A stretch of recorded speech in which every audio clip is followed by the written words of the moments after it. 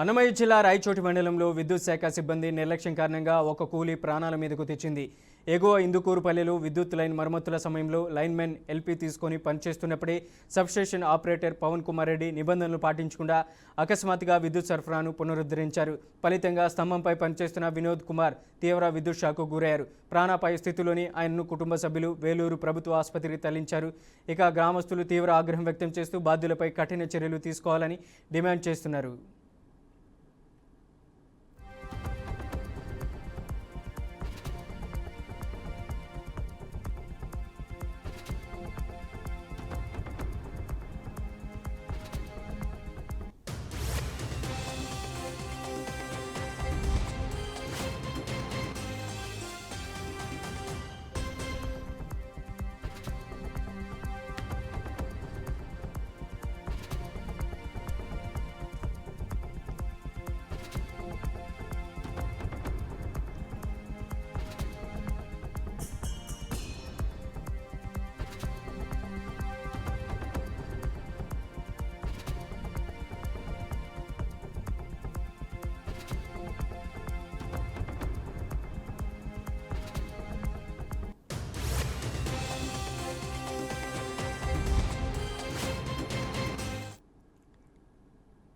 హైదరాబాద్లో కల్తీ ఆహార తయారీ కేంద్రంపై టాస్క్ ఫోర్స్ అధికారులు దాడులు చేశారు. జియాగూడలో నిబంధనలకు విరుద్ధంగా నాసిరకం ఫేని తయారు చేస్తున్న గోదాంపై దాడి చేసి ఒకరిని అరెస్ట్ చేశారు.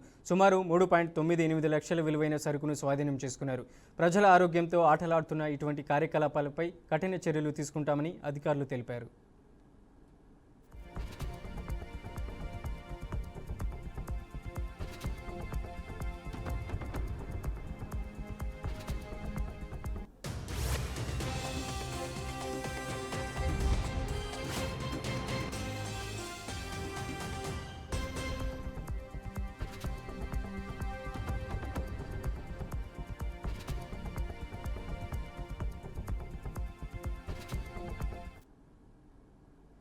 కడప జిల్లా ప్రొద్దుటూరులోని కొత్తపల్లి పంచాయతీలో రోడ్డు విస్తరణ పనుల్లో భాగంగా అక్రమ కట్టడాలను తొలగించారు.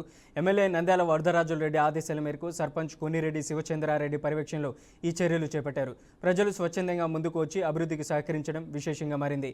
2 నెలల్లో కొత్తపల్లికి కొత్త రూపు తీసుకొస్తామని సర్పంచ్ తెలిపారు. ఖమ్మం జిల్లా గ్రంథాలయం వద్ద నిరుద్యోగులు ఆందోళన చేపట్టారు. నిరుద్యోగ జేఏసీ తెలంగాణ బీఈడీ అభ్యర్థుల సంఘం నాయకుల ఆధ్వర్యంలో జాబ్ క్యాలెండర్ విడుదల చేయాలని డిమాండ్ చేస్తూ జిల్లా గ్రంథాలయం నుండి మయూరి సెంటర్ వరకు నిరుద్యోగులతో ర్యాలీ నిర్వహించారు. ఎన్నికల్లో 2 లక్షల ఉద్యోగాలు ఇస్తామని హామీ ఇచ్చి 2.5 ఏళ్లు అవుతున్నా జాబ్ క్యాలెండర్ విడుదల చేయలేదని ఆవేదన వ్యక్తం చేశారు. గత ప్రభుత్వం ఇచ్చిన జాబ్ నోటిఫికేషన్లో భర్తీ చేసి తాము ఇచ్చామని కాంగ్రెస్ మంత్రులు చెప్పుకోవడం సిగ్గుచేటని నిరుద్యోగులు తెలిపారు. జాబ్ క్యాలెండర్ విడుదల చేయకపోతే ఈ ప్రభుత్వాన్ని దించుతామని నిరుద్యోగులు హెచ్చరించారు.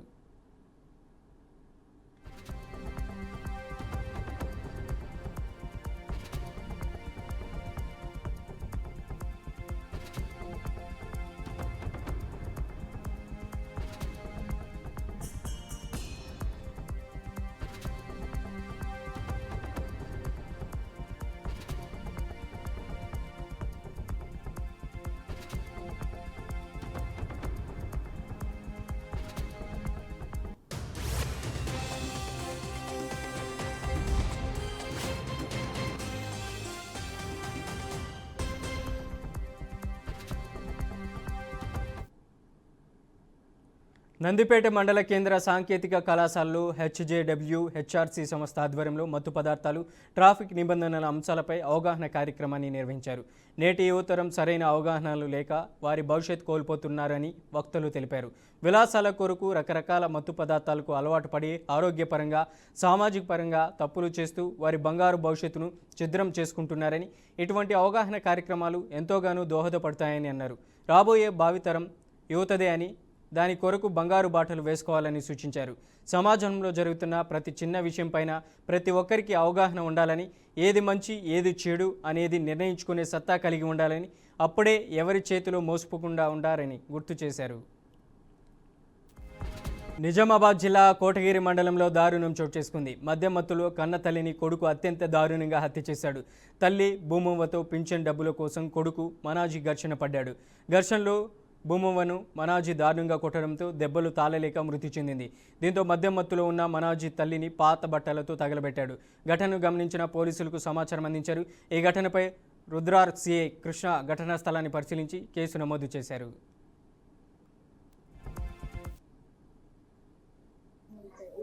నైట్కి వచ్చినాము వచ్చినాము అప్పుడైతే తినబెట్టేసి వెళ్ళినాము.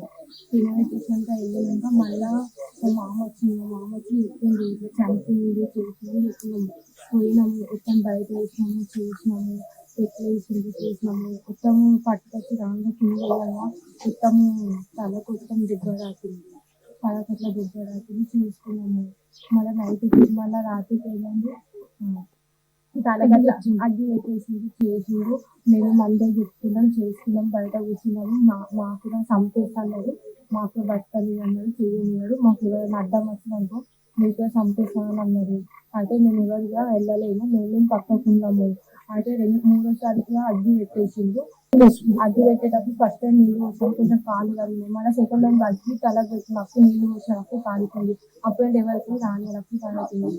అప్పుడు మూడో దానికి అందరూ వెళ్ళిపోయింది. మేము ఎగ్జాక్ట్ ఇక్కడే పండుకున్నాము బయట వండుకున్నాము. మళ్ళీ అప్పుడు మాకు రాని వెళ్ళి వచ్చినాక మీకు చంపేసా చేసాను భయం వచ్చి మళ్ళీ అడ్డు పెట్టింది. మేము అందరం నైట్కి వచ్చినాము వచ్చినాము అప్పుడైతే తినబెట్టేసి. ఏలూరు జిల్లా జంగారెడ్డిగూడెం కోర్టు సమీపంలో దొంగలు బీభత్సం సృష్టిస్తున్నారు. పెనుమాచ విశ్వనాథరాజు ఇంటి వద్ద వాచ్మెన్గా పనిచేస్తున్న అప్పారావుపై ప్రాణాంతక ఆయుధాలతో దాడి చేసి తీవ్రంగా గాయపరిచారు. ఆరు బయట నిద్రిస్తున్న వృద్ధుడిని స్థానికులు వెంటనే జంగారెడ్డిగూడెం ఏరియా ఆసుపత్రికి తరలించగా పరిస్థితి విషమించడంతో ప్రైవేటు ఆసుపత్రికి తరలించారు. ఇక ఘటనా స్థలానికి చేరుకున్న పోలీసులు కేసు నమోదు చేసి దర్యాప్తు ప్రారంభించారు. పట్టణంలో వరుస దొంగతనాల నేపథ్యంలో ప్రజలు భయాందోళనకు గురవుతుండగా గస్తీ పెంచాలని స్థానికులు డిమాండ్ చేస్తున్నారు.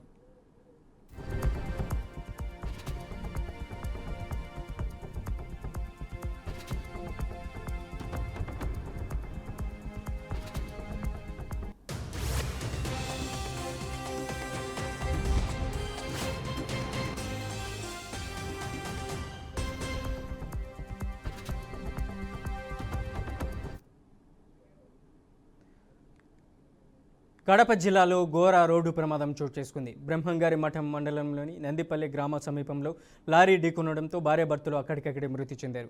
బద్వేలుకు చెందిన దంపతులు ద్విచక్ర వాహనంపై వెళ్తుండగా ప్రొద్దుటూరు నుంచి నెల్లూరు వైపు ఉప్పు లోడుతూ వెళ్తున్న లారీ వెనుక నుంచి వేగంగా ఢీకొట్టగా ఈ ప్రమాదం జరిగింది. మృతదేహాలను ప్రొద్దుటూరు ప్రభుత్వ హాస్పిటల్కు తరలించగా పోలీసులు కేసు నమోదు చేసి దర్యాప్తు చేపట్టారు.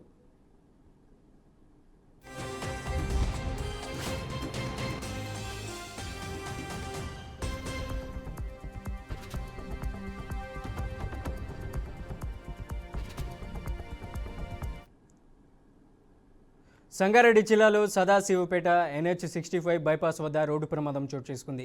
మూలమలుపు వద్ద ఆర్టీసీ బస్సు లారీ ఢీకొనడంతో 15 మందికి తీవ్ర గాయాలయ్యాయి. క్షతగాతులను సదాశివపేట ప్రభుత్వ ఆసుపత్రికి తరలించారు.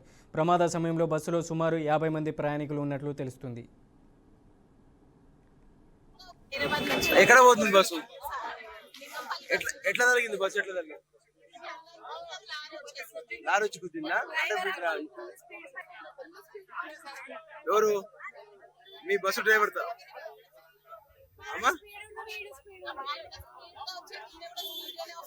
బస్సు డ్రైవర్ స్పీడ్ ఉందా? అంటే ఇప్పుడు ఈయన బస్సు ఆర్టీసీ బస్సు కూడా తీవ్ర స్పీడ్ ఉన్నాడు, బాగా గుర్తేసుకున్నారు. ఎక్కడ పోతుంది బస్సు?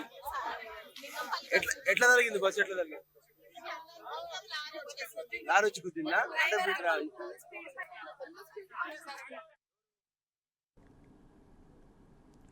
తిరుమలలో శ్రీవారి సాలకట్ల తెప్పోత్సవాలు వైభవంగా కొనసాగుతున్నాయి. మూడో రోజైన శనివారం రాత్రి శ్రీదేవి భూదేవి సమేత శ్రీ మలయప్ప స్వామివారు తెప్పపై విహరిస్తూ భక్తులకు దర్శనమిచ్చారు. పుష్కరిణిలో 3 ప్రదక్షిణలు చేసిన స్వామివారు సేవను వేలాది భక్తులు భక్తి శ్రద్ధలతో వీక్షించారు. మంగళ వాయిద్యాలు, వేద పారాయణం, సంకీర్తనల మధ్య జరిగిన ఈ ఉత్సవం భక్తులను ఆకట్టుకుంది.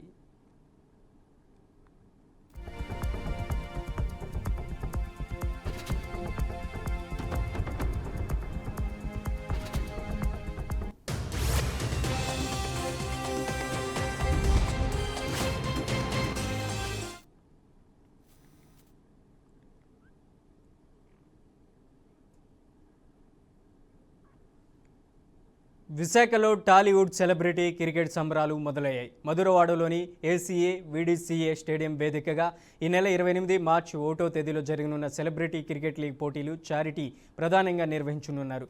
టాలీవుడ్ హీరోలు, టీవీ నటులు, పోలీసులు, బ్యూరోక్రాట్లు, రాజకీయ నాయకులతో కలిపి మొత్తం 7 జట్ల నుంచి 110 మంది సెలబ్రిటీలు రంగంలోకి దిగనున్నారు. మ్యాచ్ల ద్వారా వచ్చే ఆదాయాన్ని పేద పిల్లల విద్య, సీఎం సహాయ నిధి, దాతృత్వ కార్యక్రమాలకు వినియోగించనున్నట్లు నిర్వాహకులు తెలిపారు. విశాఖ ప్రజలకు 2 రోజుల పాటు జరిగే ఈ క్రికెట్ వేడుకకు ఉచితంగా వీక్షించే అవకాశం కల్పించారు.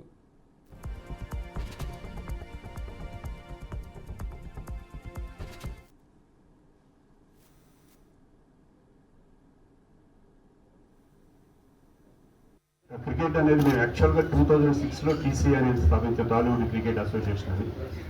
అక్కడ నుంచి మాకు సినిమా అనేది ఒక ప్రొఫెషన్ అయితే ఇది ఒక ప్యాషన్లో పెట్టుకున్నాం. మేము మంచి మంచి కాజెస్ గురించి మంచి కాజెస్ వచ్చినప్పుడు మేము అందరూ కూడా మా టీసీ మెంబర్స్ అందరూ కూడా రెడీగా ఉంటాం. ఎప్పుడు కూడా ఏ ప్రాబ్లం లేకుండా మేము అందరూ కలిసికట్టుగా ఉంటాం అనేది చాలా హ్యాపీగా ఉంటుంది. అలాగే ఓన్లీ ఇండియాలోనే కాదు, ఫస్ట్ మ్యాచ్ మేము షార్జాలో, దుబాయ్లో ఆడడం జరిగింది. అలాగే అమెరికాలో 2 సార్లు ఆడాము, సౌత్ ఆఫ్రికా అండ్ ఆస్ట్రేలియా. ఇలా అక్కడ కూడా మంచి మంచి కాలేజెస్ అక్కడ మన తెలుగు వాళ్ళందరితో కలిపి ఆడడం అనేది కూడా చాలా సంతోషం. అటువంటి ఈసారి ఎక్కువ కార్పొరేట్ టీమ్స్ కానీ, పోలీస్ డిపార్ట్మెంట్ కానీ, టీవీ టీమ్స్ 2 కానీ ఇంత ఆడటం కూడా ఫస్ట్ టైం. మేము లాస్ట్ టైం అక్కడ చేసాము హైదరాబాద్లో.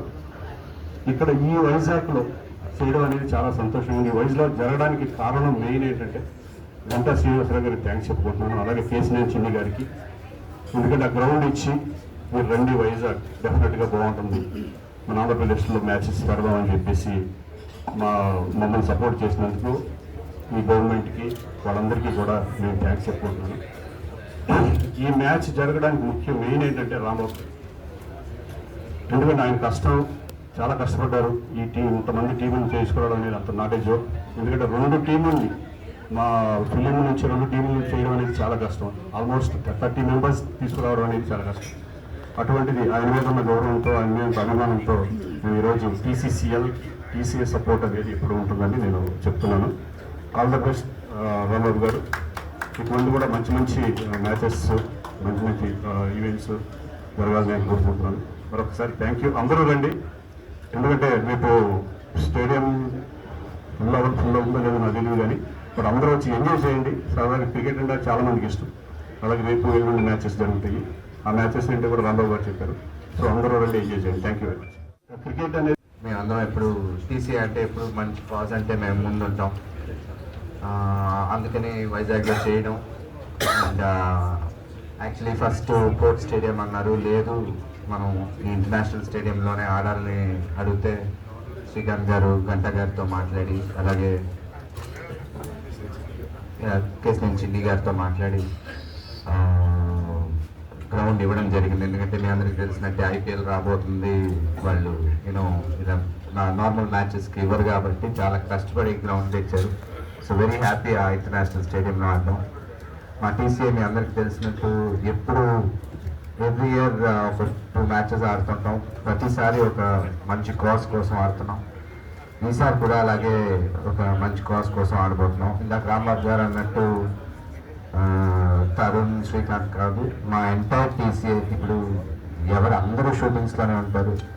ఎంటైర్ టీం, మాకు ఎవరు ఒకరిద్దరు లేకపోయినా మాకు టీం అవ్వదు. సో ఎప్పుడు మా టీసీఏ కోసం మేమందరం ఇలాగా కలిసి రావడం చాలా సంతోషం. మేము అక్కడ కూడా అందరూ ఎవరు షూటింగ్ వాళ్ళు బిజీగా ఉంటాం, కానీ ఇలా వచ్చినప్పుడు అందరం కలిసి సరదాగా ఎంజాయ్ చేసి అది మంచి కాజ్ కోసం కాబట్టి వెరీ హ్యాపీ.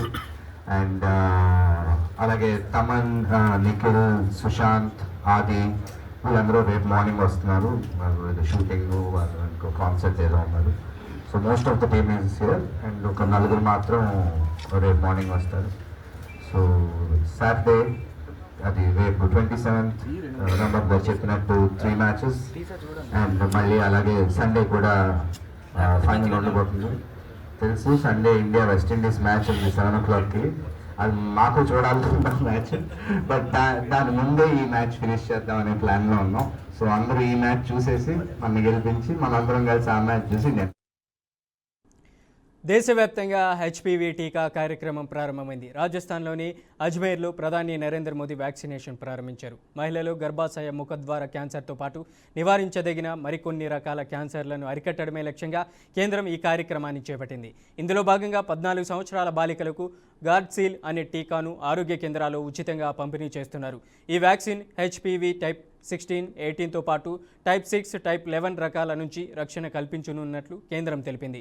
గర్భాశయ క్యాన్సర్ నివారణకు ప్రపంచ స్థాయి వ్యూహంలో భాగంగా హెచ్పివి వ్యాక్సినేషన్ చేపట్టాలంటూ ప్రపంచ ఆరోగ్య సంస్థ చేసిన సిఫార్సు మేరకు కేంద్రం దీనిని ప్రారంభించింది. ప్రతి ఏటా 1.15 కోట్ల వ్యాక్సినేషన్ను పంపిణీ చేయాలని ప్రభుత్వం లక్ష్యంగా పెట్టుకుందని ఆరోగ్య శాఖ వెల్లడించింది.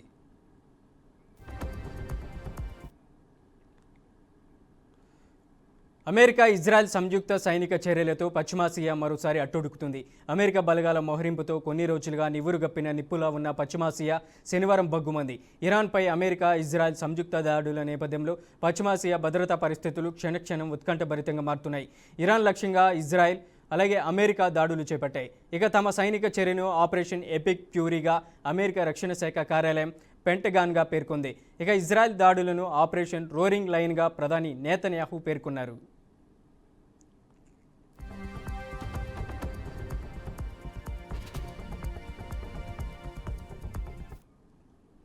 అమెరికా సపోర్ట్తో ఇజ్రాయెల్ సైన్యం టెహ్రాన్లోని పలు కీలక ప్రాంతాలను లక్ష్యంగా చేసుకుని దాడులు జరిపింది.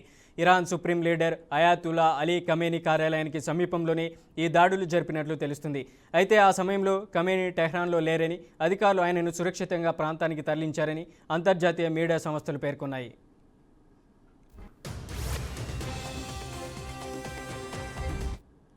ఇరాన్ సైతం ప్రతిదాడులు చేపట్టింది. ఇజ్రాయెల్తో పాటు పశ్చిమాసియాలోని అమెరికా సైనిక స్థావరాలను లక్ష్యంగా చేసుకున్నట్లు తెలుస్తుంది. తమ దేశంలోని అమెరికా నేవీ 5 ఫ్లీట్పై క్షిపణి దాడి జరిగినట్లు బహ్రెయిన్ తెలిపింది. యుఏఈ, కువైట్, ఖాతర్లోనూ పేలుళ్లు వినిపించినట్లు అంతర్జాతీయ కథనాలు వెల్లడించాయి. యుఏఈలో ఒకరు మృతి చెందినట్లు అధికారిక మీడియా తెలిపింది. ఈ పరిస్థితుల నేపథ్యంలో పశ్చిమాసియాలోని భారత రాయబార కార్యాలయాలు అప్రమత్తమయ్యాయి. ఇండియా పౌరులు అత్యంత జాగ్రత్తగా ఉండాలని అడ్వైజరీ జారీ చేశాయి.